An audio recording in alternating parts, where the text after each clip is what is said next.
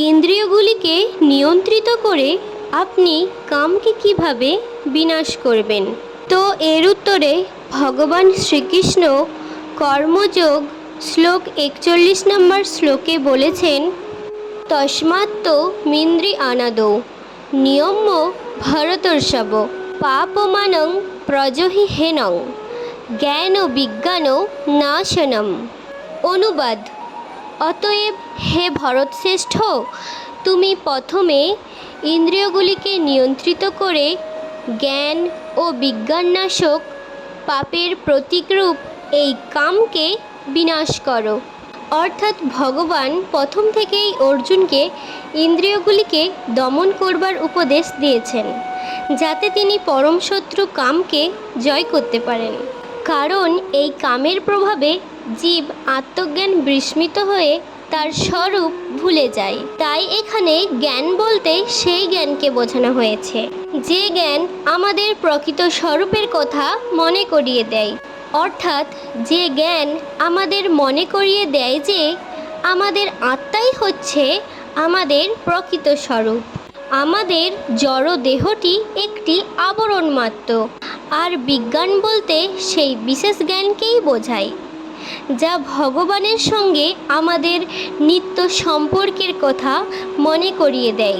আর এর ব্যাখ্যায় শ্রীমদ্ ভগবদ্গীতায় বলা হয়েছে, জ্ঞানং পরম গুহ্যং মে যদ্ বিজ্ঞান সমন্বিতম সরহস্যং তদঙ্গং চ গৃহান গদিতং ময়া।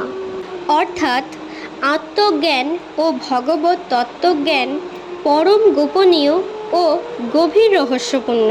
কিন্তু ভগবান যখন নিজে এই জ্ঞান বিশ্লেষণ করেন, তখন তা হৃদয়ঙ্গম করা যায়। ভগবদ্গীতা আমাদেরকে আত্মতত্ত্ব সম্পর্কে সাধারণ ও বিশেষ জ্ঞান প্রদান করে। জীবেরা হচ্ছে ভগবানের অবিচ্ছেদ্য অংশ, তাই তাদের ধর্ম হচ্ছে ভগবানের সেবা করা। আর এই উপলব্ধিকে বলে কৃষ্ণ ভাবনামৃত। তাই জীবনের শুরু থেকেই আমাদের উচিত কৃষ্ণ ভাবনায় উদ্বুদ্ধ হওয়া, যাতে আমরা সম্পূর্ণভাবে কৃষ্ণ চেতনাময় হয়ে আমাদের জীবন সার্থক করে তুলতে পারি। প্রতিটি জীবের অন্তরে যে ভগবত প্রেম আছে, তারই বিকৃত প্রতিবিম্ব হচ্ছে কাম। কিন্তু জীবের শুরু থেকেই যদি আমরা ভগবানকে ভালোবাসতে শিখি, তাহলে আমাদের স্বাভাবিক ভগবত প্রেম আর কামে পর্যবসিত হতে পারে না।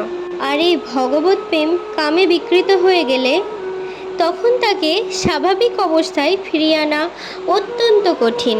তা সত্ত্বেও কৃষ্ণ ভাবনা এমনই শক্তিশালী যে এমনকি জীবনের শেষ পর্যায়েও যদি কেউ গভীর নিষ্ঠার সঙ্গে ভগবত ভক্তির বিধিনিষেধগুলি অনুসরণ করে, তবে সে কৃষ্ণ প্রেম আবারও ফিরে পায়। তাই জীবনের যে কোনো পর্যায়ে কৃষ্ণ ভাবনার অনুশীলন শুরু করা যায়। যখন আমরা কৃষ্ণ ভাবনার মাহাত্ম্য উপলব্ধি করতে পারি, ভগবত ভক্তির প্রয়োজনীয়তা উপলব্ধি করতে পারি, জীবনের যে পর্যায়ে হোক, তখন থেকেই আমরা ভক্তিযোগের অনুশীলন করতে পারি এবং আমাদের পরম শত্রু কামকে কৃষ্ণ প্রেমে রূপান্তরিত করতে পারি।